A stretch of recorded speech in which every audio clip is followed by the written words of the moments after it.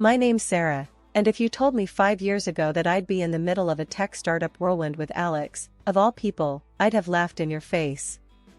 Alex and I met in college, in one of those highfalutin business courses where everyone thinks they're the next big thing. From the get-go, Alex and I were at each other's throats, competing for grades, internships, you name it. Think you can beat my presentation, Sarah? Alex would tease, leaning against the classroom door with that annoying smirk. Watch me, Alex.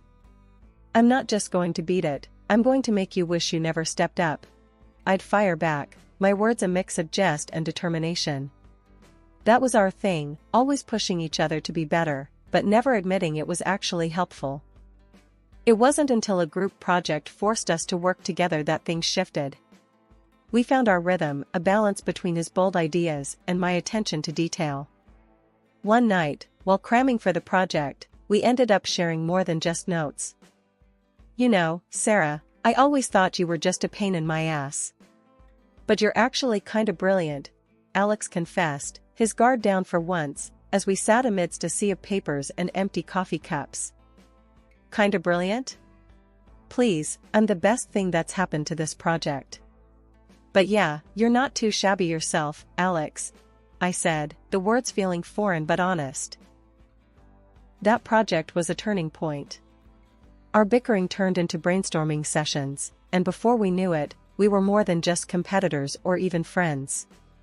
We were in love, talking about futures and dreams in a way neither of us had dared before. One evening, just as the sun was setting, casting a golden glow over the campus, Alex turned to me with an idea. What if we don't just dream about making something of ourselves? What if we actually do it? Together? You mean, start a company? You and me? I asked, the idea sounding crazy but thrilling. Yeah, why not? We make a good team, Sarah. We could make this work, Alex said, his eyes alight with the kind of passion I'd come to admire. I couldn't help but laugh, the sound echoing in the emptying quad. All right, Mr. Big Shot. But if we're doing this, we're doing it my way. No half-assing it. Deal. But I'm the director, Alex quickly added, that familiar smirk returning. Fine, Mr. Director. But remember, behind every great man is a woman rolling her eyes, I quipped, our laughter mingling with the promises of the future. Fast forward to graduation, and we were married. Not just to each other, but to our dream. We poured everything we had into our startup. Alex took the title of director, wearing it like a crown. Part of me found it endearing, his childlike excitement at being able to call himself a director. I knew the title meant the world to him, not for the power it held, but for the status he thought it brought. Our little company started to grow, our dreams slowly turning into reality. It was hard work, longer hours than either of us could have imagined, but we were doing it. Together. Our little startup was like a newborn, demanding all our time and attention. Alex and I were in it elbow deep, trying to juggle a million things at once. It was during this chaotic dance of meetings, coding sessions, and endless coffee runs that Emily walked into our lives. We hired her on the spot. It wasn't just her confidence, it was her energy. She was like a live wire, ready to electrify our startup and push it into the spotlight. And that's exactly what she did. Emily wasn't just good at her job, she was phenomenal. Her campaigns were creative, edgy, and exactly what we needed. But it wasn't just her work that stood out, it was her personality. She was funny, quick-witted, and fit right into the little family we were building at the company. It was easy with Emily. She had this way of making everyone feel at ease, a magnetic personality that drew you in. But there were moments when I caught a glimpse of something else, a sort of loneliness that she masked with her humor. One day, while we were brainstorming in the office, I decided to broach the subject. Emily, how come someone as awesome as you is still single? Not prying, just curious. Emily's smile faltered for a second before she shrugged, her usual brightness dimming. Guess not everyone's as lucky as you, Sarah. Finding a guy like Alex? That's like striking gold. Her words were offhand, but the undercurrent of bitterness was unmistakable. It caught me off guard, stirring an unease I couldn't quite place. "Hey, there's plenty of gold out there. Just gotta know where to look." I tried to lighten the mood, but Emily just shook her head, the topic clearly closed for discussion. As the days turned into weeks, and the weeks into months, our little company began to take shape. Emily's campaigns were bringing in clients, and our product was gaining traction. But it wasn't just the business that was growing, our relationships were too. Emily had become an integral part of our lives, blurring the lines between work and friendship. It was a golden time, filled with hard work, harder laughs, and the feeling that we were on the brink of something great. Emily, with her talent and fire, had become more than just an employee. She was a friend, a confidant, and a crucial part of our dream. As our startup began gaining momentum, I noticed a shift in Alex's focus. It wasn't the company that kept him busy, but rather, the pursuit of the perfect business suit or the latest model car.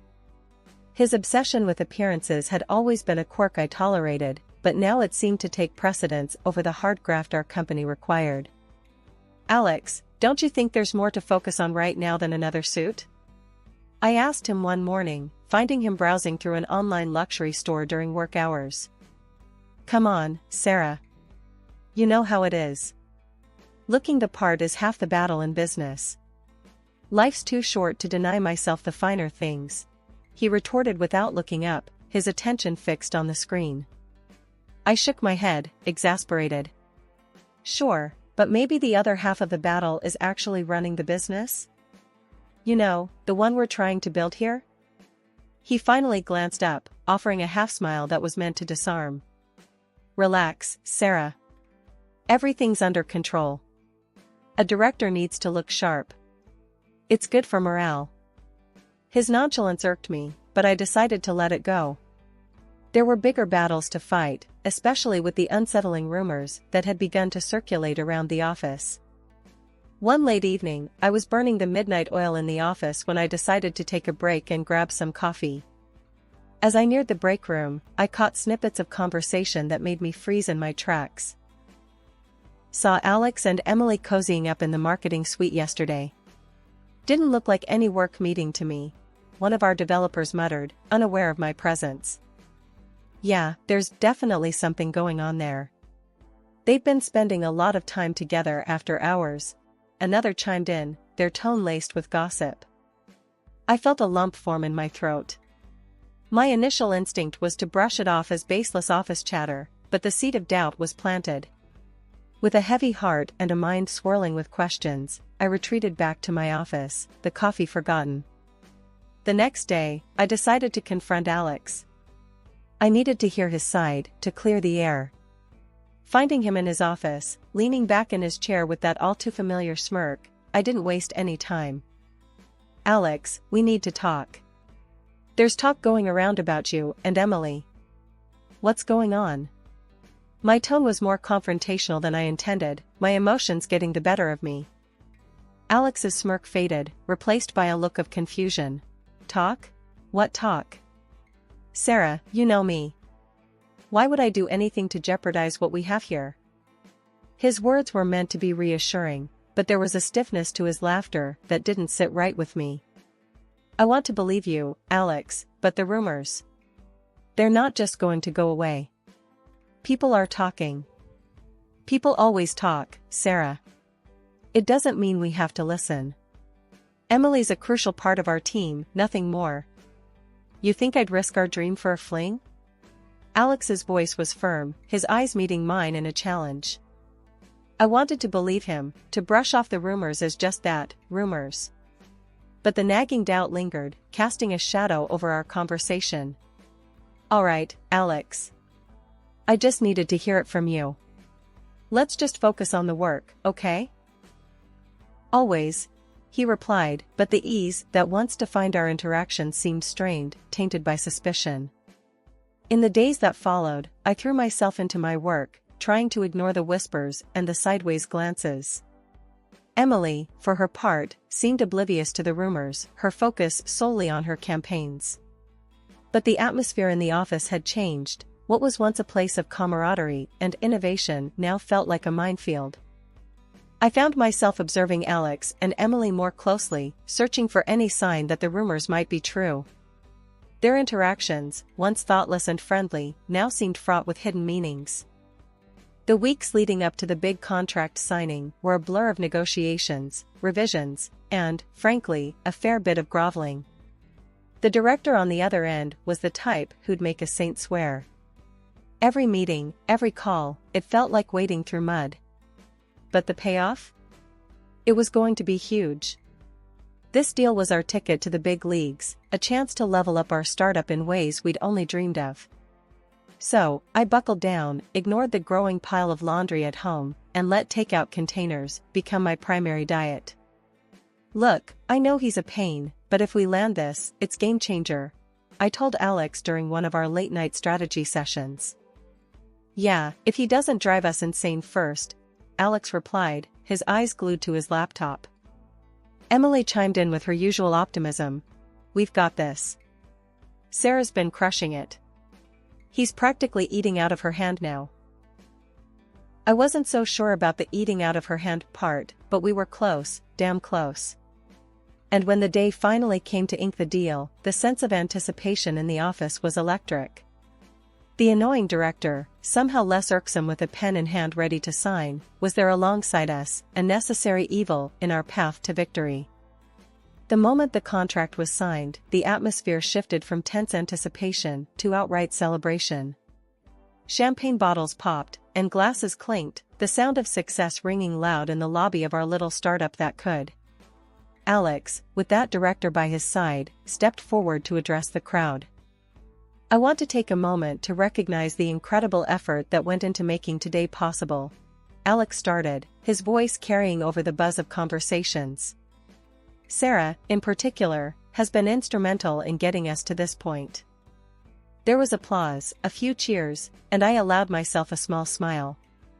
Maybe all the stress was worth it after all.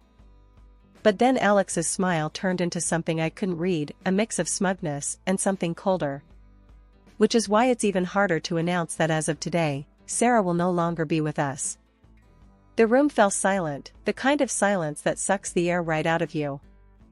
What are you talking about, Alex? I managed, my voice sounding foreign to my own ears.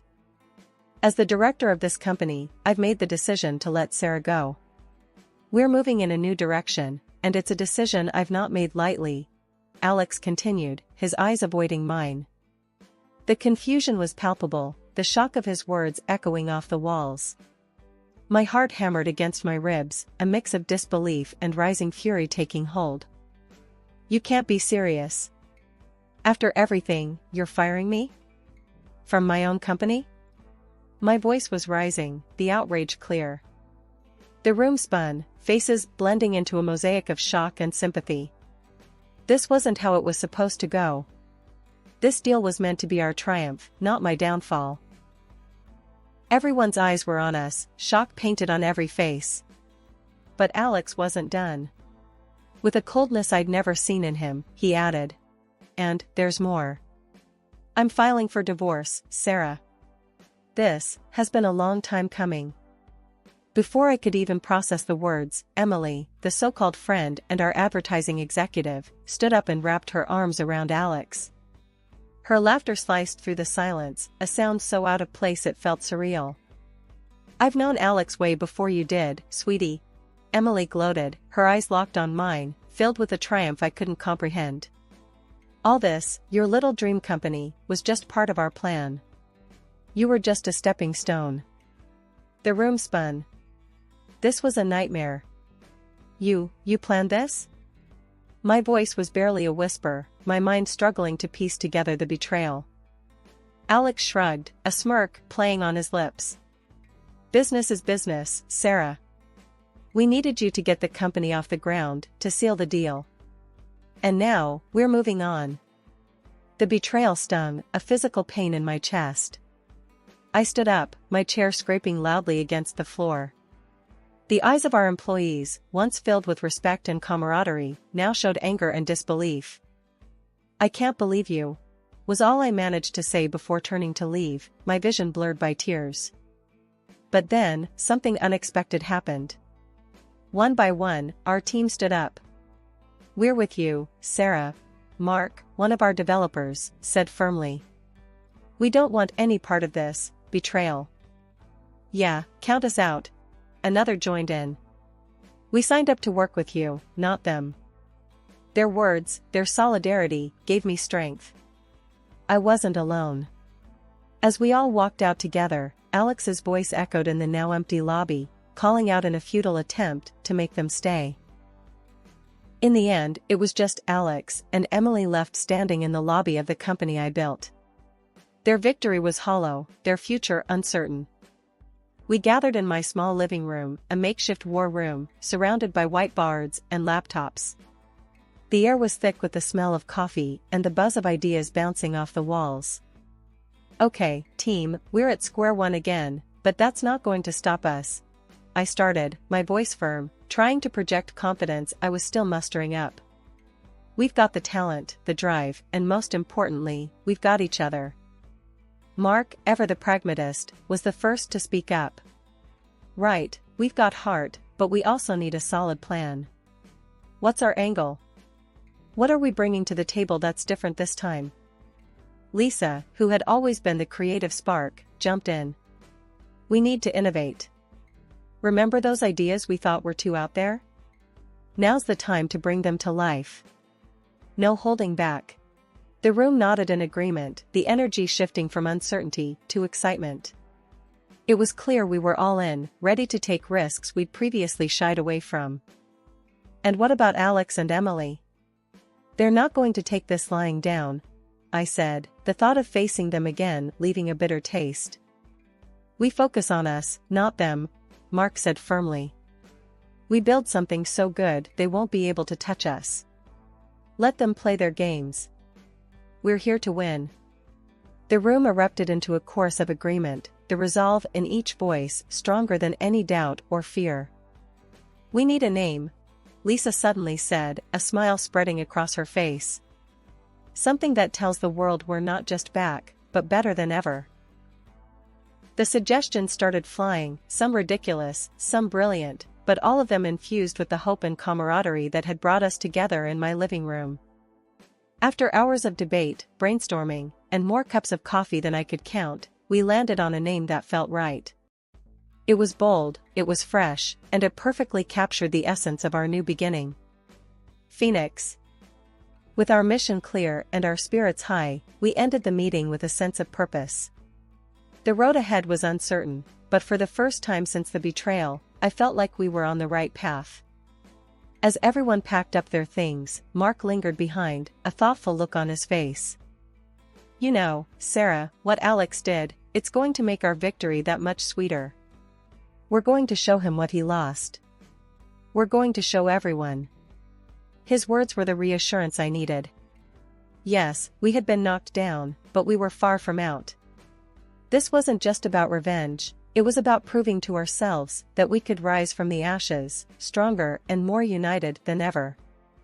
After filing for divorce, I felt a weight lift off my shoulders, the kind you don't realize you're carrying until it's gone. My newfound freedom was intoxicating, a fresh start I hadn't known I desperately needed. Then, out of the blue, Alex called, his voice dripping with urgency and desperation.